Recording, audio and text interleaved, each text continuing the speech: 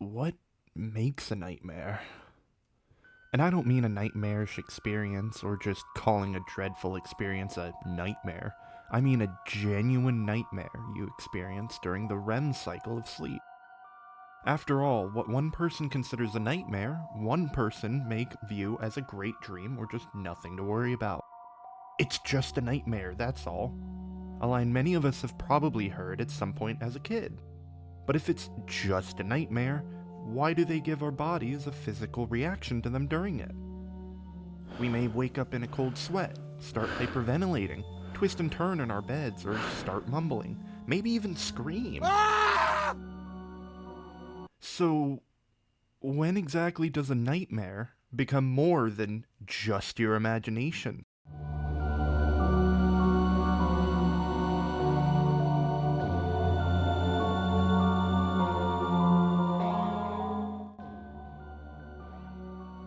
Before we explore any further, we should first establish what exactly we mean when we talk about nightmares from a psychological perspective. Nightmares can stem from different sources, but the biggest source of a genuine nightmare is typically rooted in some deep-seated feeling of emotions such as fear, guilt, and trauma. These are all stimuli. Stimuli fall under two categories: external and internal stimuli.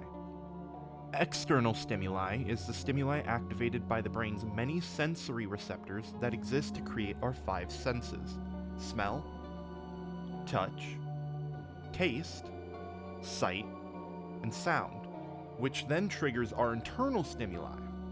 Stimuli is the reason phenomena such as subliminal messaging exists. For those who don't know, subliminal messaging is a communication technique that uses hidden words or images to influence a person without their knowledge. For instance, a person who is watching a movie may see in the movie someone is eating food and suddenly feel hungry. Internal stimuli, like mentioned earlier, is the stimuli that activates as a result of the external. To go back to the subliminal messaging example, while us watching the movie with our sight is the external stimuli, the subsequent response of us suddenly feeling hungry is the internal stimuli. To put it simply, the external stimuli is the stimuli absorbing information from our surroundings, and the internal stimuli is our body's reaction to that stimuli. So how do nightmares play into this? Well, one of the stimuli our brain can experience is fear stimuli. For example, when our brain experiences something it perceives as a negative experience, such as getting stung by a bee, the stimulus of being stung and the pain that comes with it could activate our stimuli and cause us to associate bees with pain, and thus develop a fear and natural instinct to panic and go into a fight or flight mode when in the presence of bees. This is why someone who is deathly afraid of bees may suddenly start screaming and running around when they see a bee, even though they are not in any immediate danger of being harmed. But wait, I hear you asking, then what about a nightmare of a bee? There's no actual threat of harm, so they should be fine, right? Well, no. You see, during sleep, our brain is still in a state of semi-consciousness and is still functioning. It goes through a cycle known as the REM sleep cycles. During REM sleep, your brain's activity meets this middle state where you are still unconscious, but your brain's activity is as active as it would be when you are awake. And this is the stage of sleep where most dreams and nightmares occur. And if you've put the dots together, you'll realize that means you are having nightmares during a time when your brain is in a state of still being conscious in some form. And since your brain is still in some sort of conscious state, your nightmares feel as if you are still experiencing your fears in reality.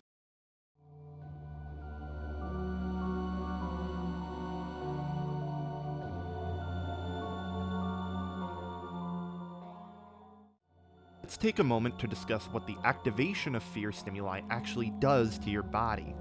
When the brain's fear stimuli is activated, it forces the body to panic. And when the body panics, it goes into a fight or flight response.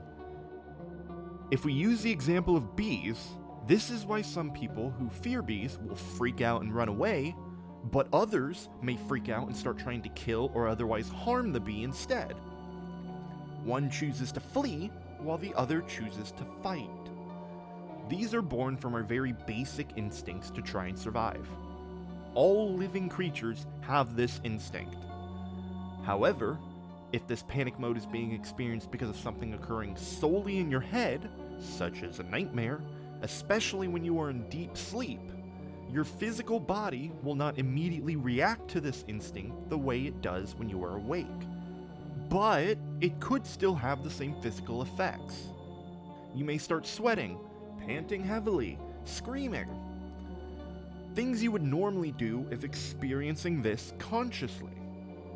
Now, because your body has these kinds of physical, observable reactions to those nightmares, it can become harder for you to distinguish what is real and what is in your imagination.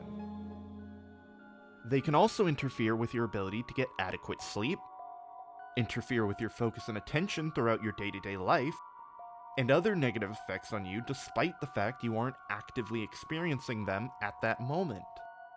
This is what makes nightmares much more important than just your imagination, because once it has an effect on your health and daily life, it can no longer be tossed out as just imagination. I genuinely do believe that while not totally terrible at it, we often brush away a child's nightmares and try to teach them to just ignore it or try to help them stop experiencing them, rather than tackling the underlying problem, which is targeting the actual source of those nightmares. Heck, our solution to nightmares in the distant past was just to lobotomize people. It's not just nightmares we have a tendency to brush away either. Our tendency to try and fix the issues and emotional problems individuals experience and face are often focused on just getting rid of the emotions caused by the nightmares and mental health issues, rather than tackling the actual source of the nightmares and mental health decline itself. Which is why I believe the story behind Neverending Nightmare's creation is truly eye-opening.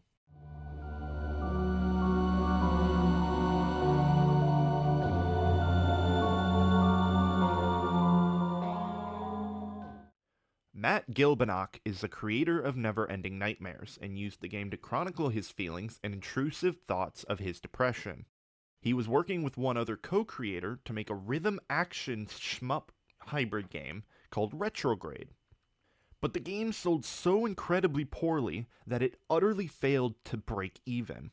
Due to this failure, Matt fell into a deep depression, experiencing many horrible and terrifying nightmares, suffering from mental illness and struggling to keep himself going. However, rather than wallowing in his misery, Matt decided to project his thoughts onto code and create a game out of it. A very risky proposition for sure. A massive gamble that if it didn't pay off, would probably just worsen his feelings and thoughts. But to Matt's luck, the game, which he called Neverending Nightmares, was a success. Matt also reported being much better off after making the game and seeing people's response to it. In a Skype interview, Matt Gilbanock explained that the making of the game allowed him to express himself and his struggles, and was also able to make a profit and allow his new studio to stay afloat and make more games. He was also able to find a welcoming reception to the game and the many responses of players being able to sympathize and connect with the game on personal levels, showing that he wasn't alone in the kinds of struggles he faced. The game Neverending Nightmares was a projection of Matt's feelings and experience battling depression in his life at the time, and the game does a phenomenal job exploring the nightmarish and terrifying aspect of such dark feelings. The game uses the concept of a looping, never-ending nightmare to visualize what Matt felt like during his depression. A continuously spiraling and unending loop of pain, fear, and grief. Like falling into the abyss with seemingly no way to crawl back out. But just when you think you've finally escaped, that you're finally free, that terrifying grip tightens around your shoulder and you get dragged kicking and screaming back to the bottom all over again. And Neverending Nightmares does a phenomenal job depicting that truly horrifying and unending descent into pure and unfiltered madness. But what about the other kinds of nightmarish experiences?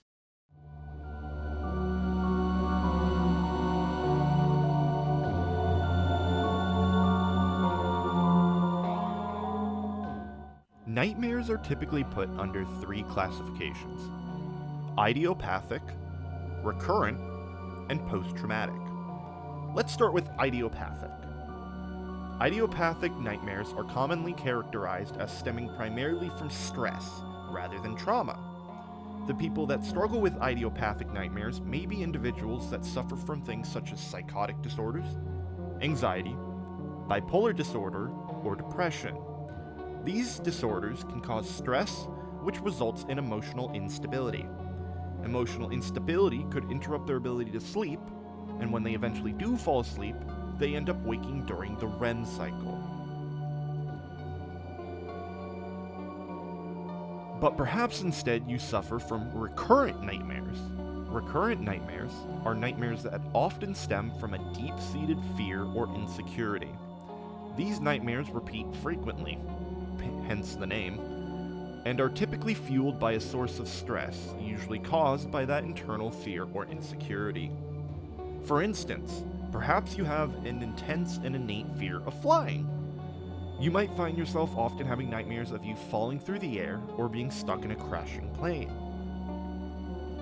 Then there's post-traumatic nightmares. Post-traumatic nightmares are nightmares stemming from a source of, you guessed it, trauma. Whether that be the nightmares of a veteran re-experiencing war within their dreams, or the traumatic nightmares of childhood trauma. These forms of nightmares typically have a very distinct and identifiable source to their madness. These are often the type of nightmares that have the most intense reactions to them, from screaming and sweating profusely to physically lashing out or moving around in a sudden instance. Regardless of what kind of nightmares a person may suffer from, regardless of the source of those nightmares, nightmares themselves can be very damaging to a person's everyday life, to their mental and physical health, and to their social health as well. And I don't think we ever stop and think about the real and very dangerous effects these nightmares can have. Again, especially when younger, we are very often comforted about our nightmares and essentially taught that we should learn to disassociate our nightmares from reality, when a majority of the time, our nightmares stem from aspects of our waking reality. And like I mentioned before, when you are asleep, your brain is still technically active, so it's not like you can rely on these nightmares to just go away when you are awake or get older, which is why this game is so special and unique.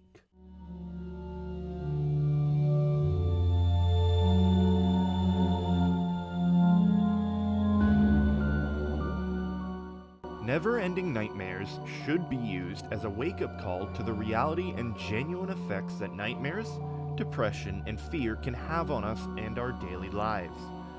Too often, our fears and depression are simply given labels, given a very ineffective solution, and then pushed to the side expecting the problem to fix itself.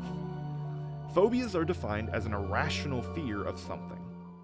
But what part of a phobia is irrational? What exactly defines a fear as irrational? If fear itself stems from our core and bare-bones instinct of survival, why is it often discussed and brushed off as just something natural and unimportant? Why is depression still handled so poorly? These are the kinds of questions that should be getting addressed and pushed into being addressed by society.